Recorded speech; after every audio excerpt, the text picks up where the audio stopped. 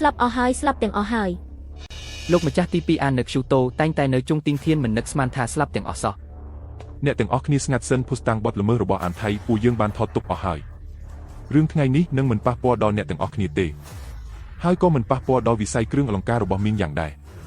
ល្អណាស់បើលោកតាហើមានប្រសាសន៍ហើយអញ្ចឹងពួកយើងទុកចិត្តហើយ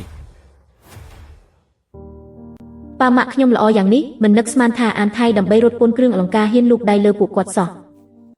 អានថៃមិនរើមជ្ឈបាយដូច្នេះការវិនិច្ឆ័យរបស់គេគឺសំនឹងទទួលបានពេលនេះអ្វីបានបញ្ចប់ហើយគ្រឿងអលង្ការត្រកូលអានច្បាស់ជានឹងអាចសាងភាពរុងរឿងឡើងវិញក្រោមការដឹកនាំរបស់អ្នកទុកចិត្តចុះអ្វីមានខ្ញុំហើយអរគុណលោកលីយ៉ាង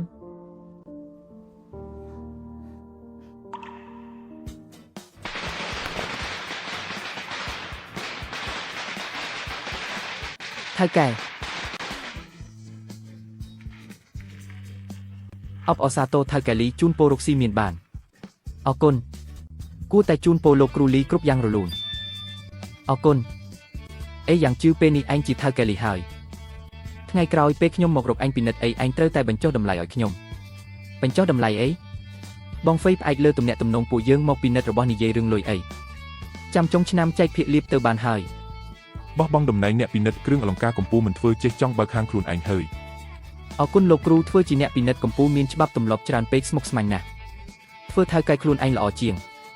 ម្យ៉ាងទៀតមានឈ្មោះលោកគ្រូមានប្រយោជន៍ជាងធ្វើជាអ្នកពិនិត្យកម្ពុជាអីនោះទៅទៀតចេះណាស់និយាយនឹងមើលទៅការវឹកហាត់របស់ឯងកើនឡើងទៀតហើយតើដោយសារតែការរួមបញ្ចូលគ្នារវាងយិននិងយ៉ាងទើបមានការទម្លាយកម្រិតមែនទេអាយ៉ាគេថាមនុស្សមានរាសីល្អមុខមាត់ស្រស់បោះតែមានស្រីស្អាតនៅក្បែររឹតតែស្រស់បោះជាងមែនទេ